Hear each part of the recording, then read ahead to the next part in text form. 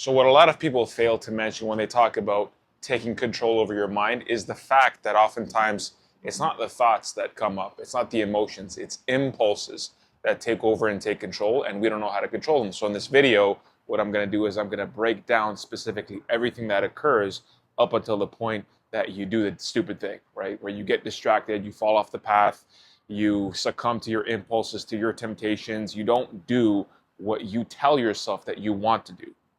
So you'd like to do it, but it's not really a want, because if you truly wanted it at a deep level, then you do everything in your power to actually attain it.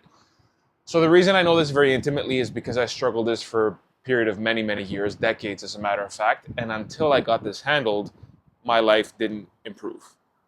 So here it is. The solution is that you have to create systems. You have to put yourself in situations that you will have no choice but to perform. Because if you're by yourself, if you're alone, and you don't have good friends around you, don't have good people around you. When I say around you, I don't mean like available by the phone, because you may be at home, you may be living by yourself. So it's nice to have people around that you can call, your dad, your mom, your boys who are supportive, but at the end of the day, it's really up to you.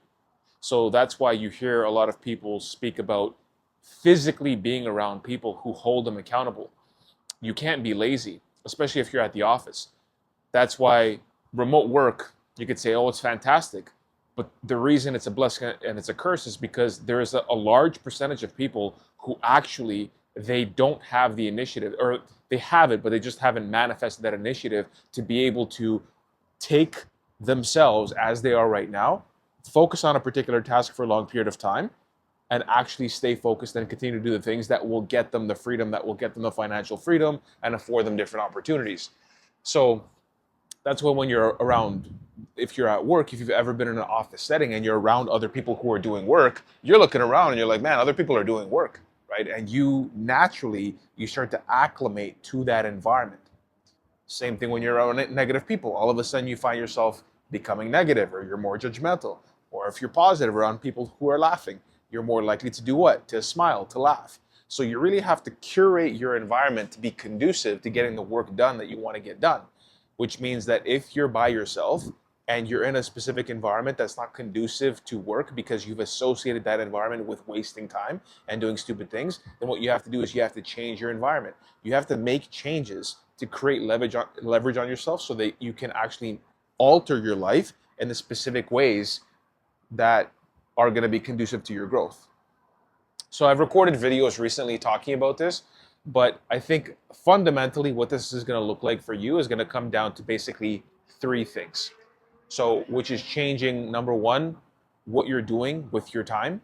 So you're, instead of making the huge leap, you're saying, okay, I'm not doing anything right now. I'm wasting a bunch of time. So what do I do? Well, it may be hard for you to focus for 4 hours straight.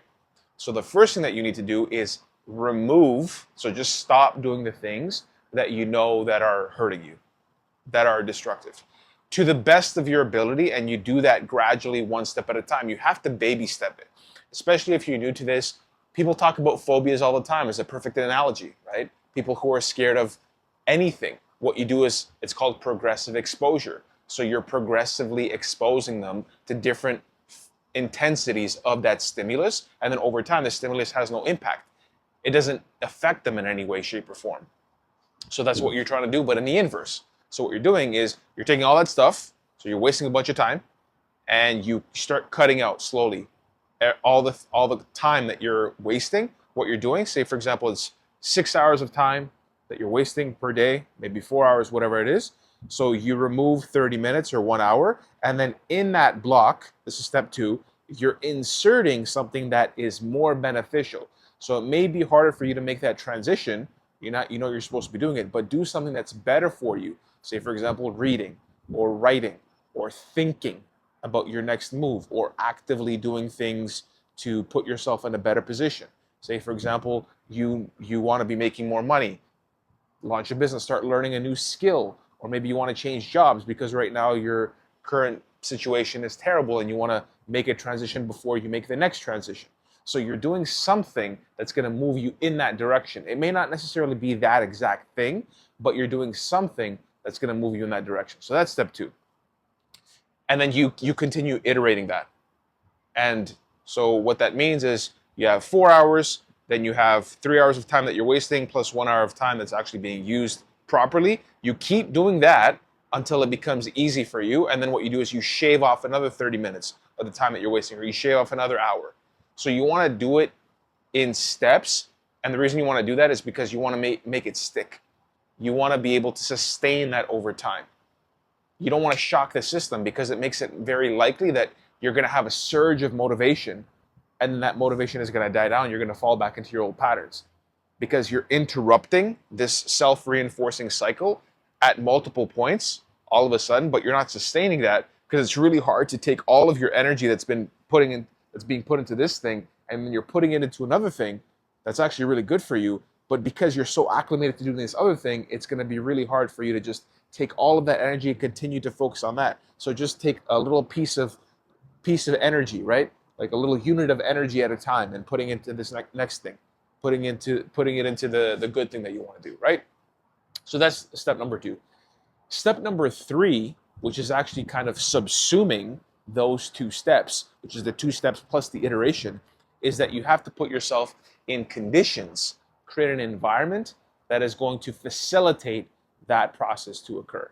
Because if you find yourself continually doing something, then falling off, and doing something, then falling off, and doing something, then falling off, and it's happening ad infinitum over a period of months or years, then it's probably a signal that you're not in the right environment. You're not only not in the right state of mind, but you're also not in the right environment. So I could talk about physicality and going to the gym, but oftentimes that's not going to directly apply to what you want to be doing specifically. So what you want to do is you want to create that environment where you can do that. A great example, I'll give you a hypothetical scenario. So let's say, for example, you want to do steps 1 and 2. But what if you're in an environment where you're constantly surrounded by noise and screaming people?